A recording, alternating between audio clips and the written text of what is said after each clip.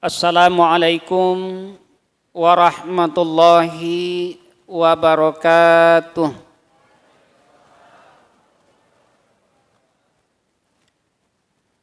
Alhamdulillahi rabbil alamin alladzi anzalal Qur'an hudan linnasi wa bayyinatin minal huda wal furqan. Asyhadu an la ilaha illallah wahdah la syarika lah. Wa asyhadu anna Muhammadan abduhu wa rasuluh la nabiyya ba'da. Allahumma salli wa sallim ala sayyidina Muhammad wa ala ali Muhammad. Faqala Allah ta'ala fi Qur'anil Karim, na'udzu billahi minasy syaithanir rajim. Bismillahirrahmanirrahim. Aqimis shalah wa atuz zakah warka'u ma'ar raki'in. Wa qala ya ayyuhalladzina amanu hal adullukum ala tijaratin tunjikum min azabin alim. Tu'minuna billahi wa rasulih wa tujahiduna fisabilillah bi amwalikum wa anfusikum. Zalikum khairul lakum in kuntum ta'lamun. Sadaqallahul azim. Bapak Ibu pengurus masjid yang sama-sama kita hormati, Bapak Ibu jamaah salat Isya dan insyaallah tarawih. Mudah-mudahan umur kita dipanjangkan Allah dan disehatkan. Malam ini kembali kita hidupkan Qiyamul Ramadan kita yang ke-7 untuk yang puasanya mulai hari Sabtu. Pertama sekali pada kajian pada malam hari ini, marilah sama-sama kembali terlebih dahulu kita kembali memperbaharui dan kembali berusaha merasakan betapa besarnya nikmat yang masih Allah berikan kepada kita. Alhamdulillah. Allah masih berikan umur yang panjang, fisik yang sehat, hati yang masih diberi hidayah iman dan Islam, rezeki yang masih cukup untuk sahur dan berbuka sehingga kita kuat berpuasa, negeri yang masih Allah amankan dari musibah, dan semua rencana kita termasuk rencana ke masjid malam hari ini masih didampingi oleh Allah Subhanahu wa taala. Mari kita syukuri dan mari kita berniat semakin hari ibadah kita semakin baik kepada Allah Subhanahu wa taala. Kemudian salawat dan salam yang berupa Allahumma salli ala Muhammad wa ala ali Muhammad.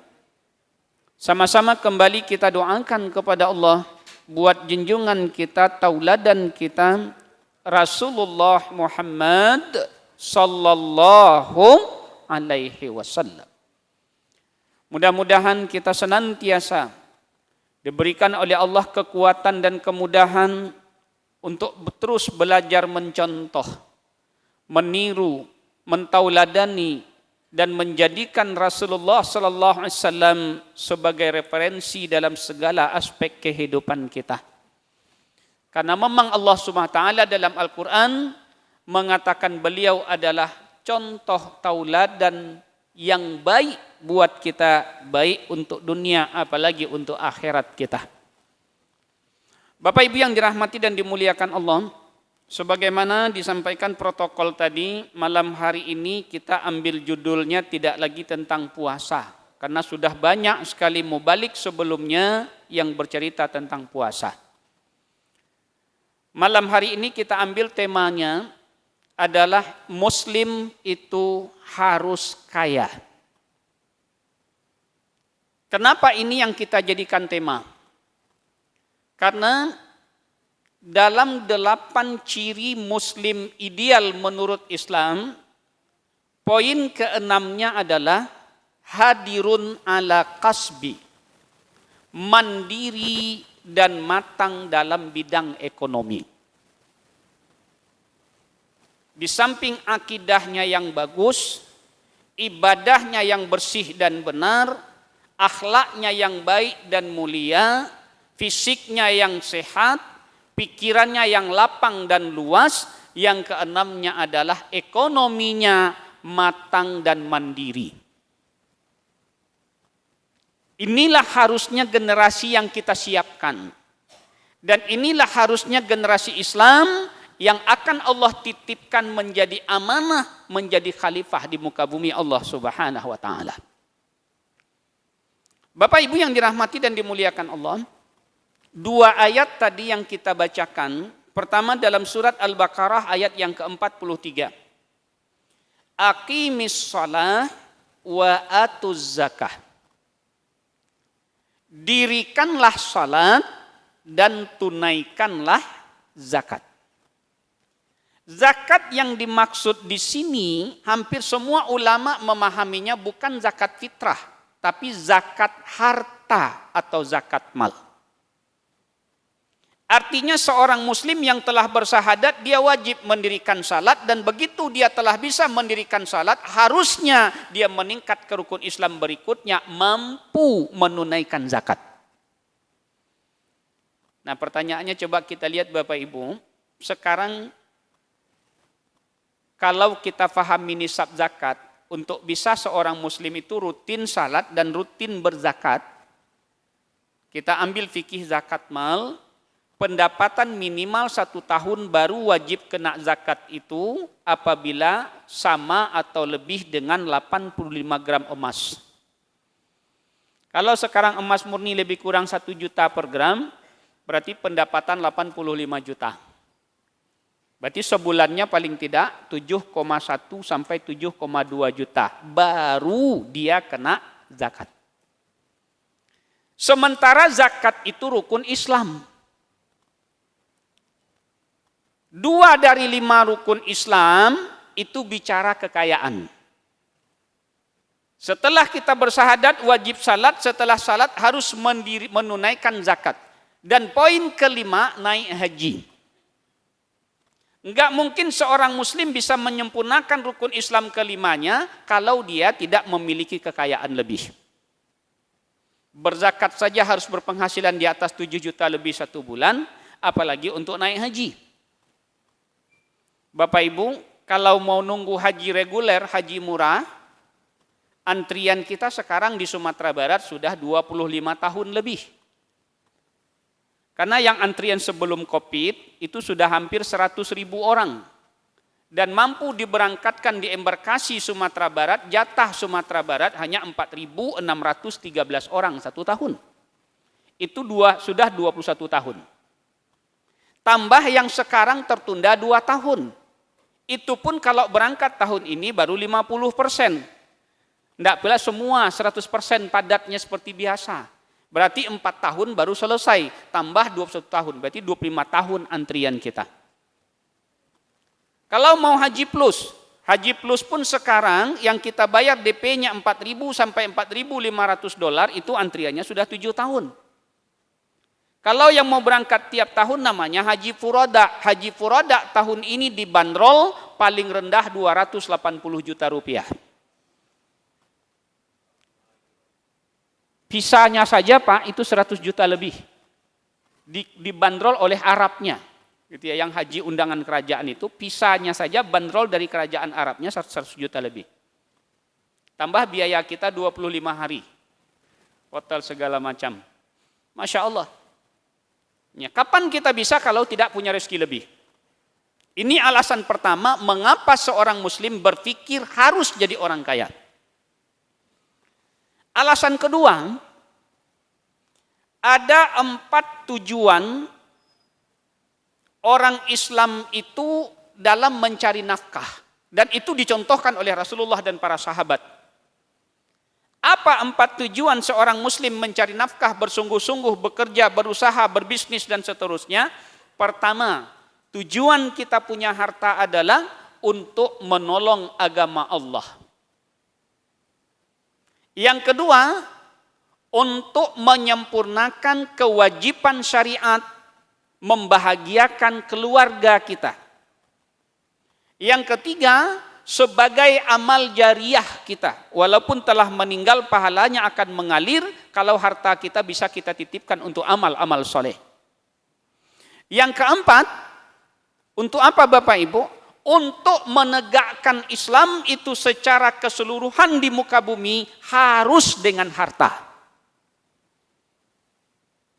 Saya akan jelaskan satu-satu Bapak Ibu yang dirahmati dan dimuliakan Allah. Kita lihat siapa contohnya Rasulullah Sallallahu Alaihi Wasallam. Siapa contoh perempuannya istri Rasulullah Sallallahu Alaihi Wasallam? Khadijah. Rasulullah itu bukan orang miskin Bapak Ibu. Kalau Rasulullah pernah tidak makan 1 bulan, nggak memasak, nggak mengepul asap di rumahnya, itu benar. Tapi itu bukan karena tidak ada uang untuk membeli, tapi karena diboikot oleh orang-orang kafir, nggak boleh memasukkan logistik kepada umat Islam. Itu peristiwa Lembah Sif. Rasulullah SAW ditinggalkan oleh ayahnya dalam kandungan, itu benar. Ibunya usia 6 tahun pun meninggal, itu benar. Tapi Rasulullah SAW miskin, itu salah. Karena dalam sirah ekonomi Islam tercatat, ditulis oleh Dr. Muhammad Fatih As-Samam, seorang peneliti ekonomi forensik Islam Timur Tengah.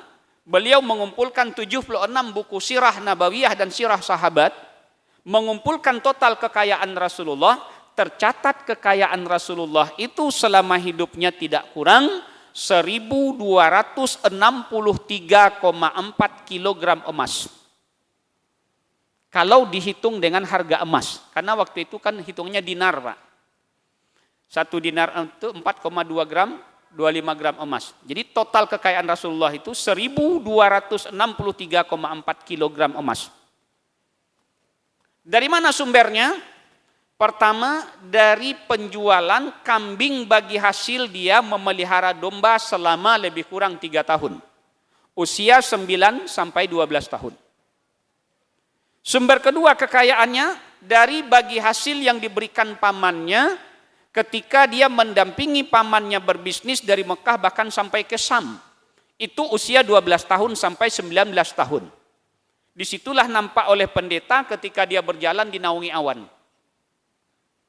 Omset bisnis pamannya Rasulullah itu 1 tahun tidak kurang 17 triliun rupiah kalau uang kita. Kalau dengan emasnya 4 juta dinar per tahun omset bisnis paman Rasulullah yang Rasulullah ada dalam kabilah itu. Kemudian dari mana dia dapat lagi? Dari posisinya sebagai CIO perusahaan Khadijah sebelum menikah dengan Khadijah. Karena Khadijah telah memintanya menjadi CIO perusahaan Khadijah usia 19 tahun. Sampai 25 tahun Rasulullah yang menjadi CIO Khadijah Company. Kalau sekarang Bapak Ibu, karena negara telah dibagi kecil-kecil, dulu hanya patokannya adalah 4 pojok Ka'bah. Ada pojok Hajar Aswad, ada pojok Irak, ada pojok Iran, ada pojok Yaman. Itu dulu adalah arah perdagangan. 2 musim, musim dingin dan musim panas, itu pamannya Rasulullah memberangkatkan kabilah, itu omset bisnisnya 4 juta dolar. Masya Allah. Sama Khadijah lebih besar lagi penghasilannya. Dan Rasulullah masih berbisnis setelah menikah dengan Khadijah usia 25 tahun, sampai usia 37 tahun Rasulullah masih berbisnis. 37 tahun sampai 40 tahun Rasulullah minta izin kepada Khadijah untuk tidak memimpin kabilah dagang lagi, tapi beliau minta petunjuk kepada Allah. Hampir rutin beliau bersemedi atau bertahanus dalam Gua Hira. Tahun ketiga dalam Gua Hira baru beliau mendapatkan wahyu pertama di usia 40 tahun. Itu sirah Pak. Setelah dapat wahyu jadi nabi iya, pebisnis juga iya. Rasulullah masih berbisnis sampai dakwahnya 13 tahun di Mekah. Kemudian Rasulullah hijrah ke Madinah, di Madinah pun Rasulullah masih berbisnis sampai terbentuk pasar Islam di Madinah dan mematikan pasar Yahudi yang bernama pasar Bani Quraidah. Itu Rasulullah Pak. Komite pasarnya dipimpin oleh Umar bin Khattab, tokoh sentralnya adalah Abdurrahman bin Auf, seorang sahabat Rasulullah. Maka tercatat kekayaan Rasulullah itu lebih kurang 1,2 triliun lebih kalau uang kita. Cuma kenapa ketika meninggal dia nggak meninggalkan harta? Karena beliau sangat dermawan, disebut dalam hadis kedermawanan Rasulullah lebih dermawan daripada angin yang berhembus. Tidak pernah berpikir lagi apa yang ditinggal di rumah, begitu dapat rezeki dia bagikan. Itu Rasulullah SAW. Dan tidak hanya Rasulullah, kita lihat Abu Bakar As-Siddiq, seorang sahabat Rasulullah yang paling dekat dengan beliau, termasuk juga mertua beliau. Kekayaan Abu Bakar As-Siddiq sebagai pengusaha P&D tidak kurang 2,2 triliun. Lihat lagi Umar bin Khattab sebagai pengusaha properti pertama Islam. Kekayaan beliau tercatat 3,4 triliun lebih. Lihat lagi Utsman bin Affan sebagai pengusaha pertanian dan perkebunan. Sampai sekarang masih ada 1.000 hektar kurma Utsman di Mekah yang tiap hari dibagikan hasilnya untuk menjamu tamu di Masjidil Haram dan Masjid Nabawi. Dan masih ada 1 triliun lebih kekayaan Utsman dalam bentuk wakaf di Bank Rajih yang setiap tahun bisa menghidupkan tidak kurang 10.000 fakir miskin di Arab dari bagi hasil wakaf produktif yang dikelola oleh Bank Rajih. Makanya rekening tertua di Arab itu sekarang Bapak Ibu atas nama Utsman bin Affan. Usia rekeningnya sudah 14 abad. Tapi masih mengalir pahalanya karena dikelola dalam bentuk wakaf produktif. Jadi para sahabat dulu adalah orang-orang kaya. Dan itu yang membuat tegaknya izah Islam. Lihat sikap Abu Bakar dan Umar yang berlomba-lomba menyerahkan hartanya ketika dibutuhkan dana untuk perperangan.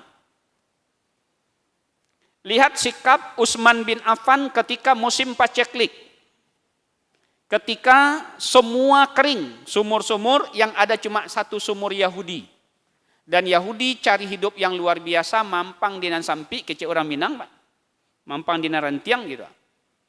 Tahu dia semua sumur tidak berair lagi, akhirnya apa? Dia jual air dengan harga yang sangat mahal. Oleh Utsman diberi usul kepada Rasulullah, ya Rasulullah, bagaimana kalau kita beli setengah sumur Yahudi itu? Bagaimana cara membeli setengah? Caranya, hari ini kalau sudah kita beli, kita ngambil air, besok dia yang ngambil air.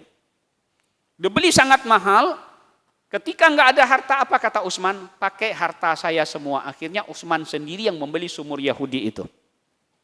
Setelah dibeli oleh Utsman sumur Yahudi itu, apa yang dilakukan? Begitu jatahnya hari ini mengambil air, dia buat pengumuman, silakan semua orang Islam ambil air di sumur ini hari ini dengan gratis, dan ambil untuk 2 hari persiapan di rumah, supaya besok tidak beli lagi. Akhirnya pas besok jatah Yahudi, dia jual air, nggak satu pun airnya yang laku. Kenapa? Orang Islam sudah ambil air kemarin untuk 2 hari. Itu Utsman bin Affan, Pak. Lihat lagi sikap beliau ketika perang Hunain. Ada 32.000 pasukan yang akan berangkat perang, dan ada 1.000 orang yang tidak punya senjata. Tidak punya kuda, tapi ingin berangkat perang. Ngadu kepada Rasulullah. Kemudian apa kata Utsman? Ya Rasulullah, berangkatkan semuanya, semua perlengkapannya saya yang belikan. 1.000 paket perjuangan Islam ditanggung oleh Utsman bin Affan. Inilah tujuan harta dalam Islam pertama, mengapa kita harus kaya Bapak Ibu. Untuk apa? Untuk menegakkan agama Allah. Masjid kita bisa syiar insya Allah ketika banyak orang kaya yang dermawan. Lihat di pinggir pantai sekarang betapa menterengnya simbol kita. Karena ada Masjid Al-Hakim. Siapa yang bangun? Pengusaha yang dermawan. Lihat lagi dekat Hotel Pangeran, ada yang bangun masjid lagi, betapa ramainya sekarang. Siapa yang bangun? Pengusaha yang dermawan. Dan insya Allah sebentar lagi depan Asra Ulu Ladang akan bangun satu masjid bagus lagi. Siapa yang akan bangun? Pengusaha yang dermawan. Izah Islam itu akan tegak kalau orang Islam itu kaya, dan memang cita-cita dia kaya sesuai dengan dicontohkan Rasulullah.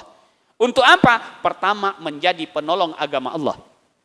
Itu makanya ayat tadi, ya ayyuhallazina amanu hal adullukum ala tijaratin tunjikum min azabin alim. Hai orang-orang beriman, maukah kamu aku tunjukkan perniagaan atau bisnis yang bisa menyelamatkan kamu dari azab Allah yang pedih, kata Allah. Apa perniagaannya? Tu'minuna billahi wa rasuli, beriman kepada Allah dan Rasulnya. Setelah itu wa tujahiduna fisabilillah bi amwalikum wa anfusikum, Berjihadlah kalian di jalan Allah dengan harta dan jiwa. Masya Allah Pak. Harta dulu. Termasuk sekarang Palestina memanggil kita bukan dengan fisik. Karena fisik kita lemah. Baru 2 minggu dalam gua-gua di bawah tanah situ sakit. Apa kata orang Palestina? Kalau mau bantu kami menyelamatkan Palestina dari Yahudi laknatullah, kirimkan dana dan doa dari Indonesia. Biar senjata kami bisa mengimbangi senjata-senjata Yahudi. Ini jihad kita. Yang kedua, kenapa kita harus kaya? Untuk memenuhi hak-hak anggota keluarga yang ada pada kita sebagai penanggung jawab ekonomi. Bapak Ibu yang dirahmati dan dimuliakan Allah, contoh, hari ini kalau kita miskin, atau kalau kita enggak kaya, coba lihat Bapak Ibu, biaya pendidikan sekarang di Indonesia ini murah apa mahal kalau ingin yang kualitas? Masuk SDIT saja sekarang antara 10 sampai 20 juta di Padang. Masuk SMP IT apalagi boarding school itu antara 15 sampai 22 juta 500 di Padang. Uang SPP-nya 1 bulan kalau nginap di situ kayak di air dingin sana itu 2 jutaan sekarang 1 bulan kebutuhan seorang anak. Sementara kalau kita sekolahkan di SD negeri, di SMP negeri, akhlaknya jauh dari apa yang kita harapkan. Nah, bagaimana kita menyekolahkan anak kalau sempat ada 3-4 anak kita, apalagi kata Rasulullah, kita dianjurkan punya anak banyak karena akan dibanggakan oleh Rasulullah nanti. Nah, kalau nggak punya uang menyekolahkannya. Yang kedua, coba lihat hadis Bapak Ibu tentang rumah ideal seorang muslim menurut Rasulullah. Dalam sebuah hadis dijelaskan, rumah ideal seorang muslim itu kata Rasulullah kamarnya minimal 5, Pak. Berapa, Bu? 5. Untuk yang 5 untuk Pak Ustadz, pertama kamar orang tua. Yang kedua kamar anak laki-laki. Yang ketiga kamar anak perempuan. Yang keempat kamar pembantu. Yang kelima kamar tamu. Datang orang tua, datang mintuo, datang adik, datang kakak, famili, sanak saudara di mana kelihatan. Maka Rasulullah mengatakan idealnya seorang muslim itu punya rumah, kamar minimalnya 5. Apalagi kalau dia ingin nanti di sorga dengan Rasulullah begini dekat. Harus ada di rumah kita anak yatim yang kita muliakan. Itu tambah lagi kamarnya. Bagaimana mungkin kita bisa seperti itu kalau tidak punya kelebihan harta? Ini yang ketiga Bapak Ibu. Yang keempat, enggak mungkin kita bisa menerima amal jariah kita yang mengalir kalau kita tidak punya rezeki lebih. Ternyata Bapak Ibu, sorga itu bisa dibeli dengan uang. Kalau ada orang mengatakan, mangaka yo banawa Pak Ustadz, nanti awak mati nak kampok pitih ke surga doh. Yo ke surga nak bawa pitih dah Pak, tapi untuk ada pek surga jo pitih. Nah. Kasarugo tidak perlu bawa pitih lah. Kenapa? Di surga nggak ada yang dibeli lagi. Karena kita sudah menerima balasan amal kita semua. Tapi untuk dapat masuk surga itu perlu uang. Bayar zakat harus dengan uang. Melihara anak yatim harus dengan uang. Ingin jadi donatur rumah Quran biar banyak lahir penghafal-penghafal Quran. Kemudian nanti kalau dia hafal terawat hafalannya sampai dia kembali menghadap Allah, dia berhak menunjuk 70 orang untuk masuk surga tanpa hisab. Nah, kira-kira mendanainya hafal 30 juz masuk enggak Bapak Ibu? Tentu masuk. Itu ya. Bisa jadi masuk surga kita dengan uang. Gitu. Apalagi ingin mengalir terus-menerus pahala walaupun kita telah meninggal. Kisah Utsman bin Affan kita lihat. Udah 14 abad dia meninggal, enggak salat lagi, enggak zikir lagi, segala macam. Tapi pahala mengalir dari wakaf tunai yang dia dikelola. Masya Allah. Sekarang saja Bapak Ibu, untuk dapat pahala puasa 1 hari kita capek menahan dari pagi sampai sore. Apalagi panas terik luar biasa. Betul enggak Bapak Ibu? Tapi coba bagi orang kaya, di luar ada donatur perbukaan. Orang kaya bisa dapat 1 hari pahalanya bukan 1 hari puasa. Bapitinya 500.000, nyuantan ke masaji. Sore di masajinya jadian dek petugas masaji membali pabukuan. Babuko orang situ 20 orang. Baranya dapet dengan piti 500.000 Pak. Hah?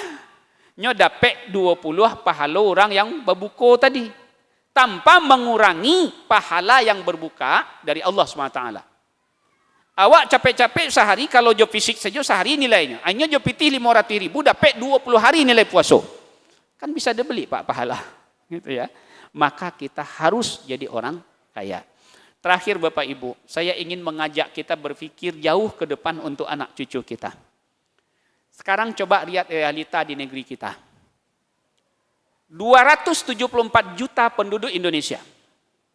83,1% orang Islam. Tapi orang yang terkaya di Indonesia siapa? Kalau Bapak Ibu mau sekarang buka di Google majalah Forbes tentang 100 orang terkaya di Indonesia, hanya 9 orang yang Muslim, Pak. Dari 100.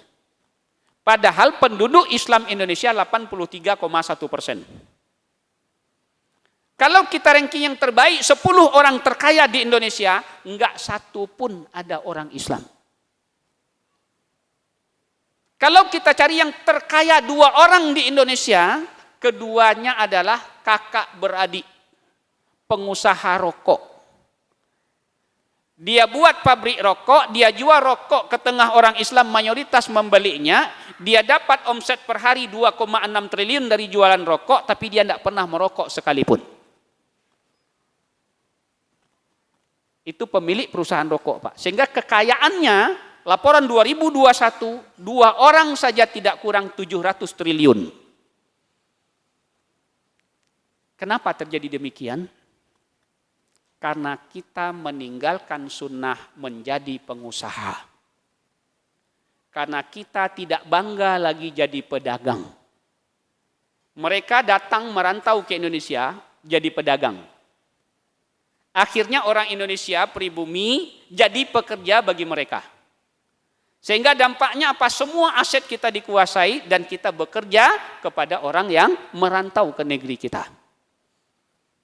Sehingga kekayaan terbesar ada pada mereka.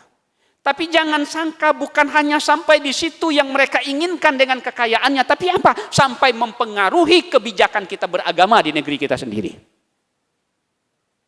Mempengaruhi kebijakan bernegara, mempengaruhi undang-undang, mempengaruhi membuat aturan, pada akhirnya nanti juga mempengaruhi kebebasan kita untuk salat di masjid. Sementara kita disuruh oleh Allah dalam ayat, inni ja'ilum fil ardi khalifah. Untuk menegakkan agama Islam, kokohnya aturan Islam, diterimanya Islam, kuatnya Islam, juga perlu uang Bapak Ibu. Kalau mereka untuk memenangkan orang yang pro kepada mereka butuh uang, mereka beli suara rakyat, harusnya orang Islam juga beli suara rakyat agar yang naik tokoh-tokoh Islam, yang akhirnya naik aturan-aturan Islam. Maka Muslim harus kaya. Muslim harus melek bisnis. Maka oleh karena itu dari sekarang mari kita rubah mindset kita Bapak Ibu, mendidik anak-anak kita, kita sekolahkan tinggi-tinggi, jangan untuk mencari kerja lagi. Apalagi bekerja sama orang-orang di luar Islam. Kita sekolahkan anak-anak kita untuk menciptakan lapangan kerja, untuk jadi pengusaha, sehingga dia besar, kuat ekonominya dan penyandang dana untuk kekuatan umat Islam. Jangan jadikan lagi pilihan jadi pengusaha, jadi pedagang pilihan keempat. Lah malamar 100 kali ditolak tarwih, lah coba mau honor 8 tahun tidak diangke-angke, baru jadi menggalih. Padahal Rasulullah itu profesinya pedagang. Yang menguatkan Islam itu pedagang. Yang bawa Islam ke Indonesia pedagang. Yang menyebarkan Islam di Indonesia dan kuatnya Islam ditopang oleh pengusaha.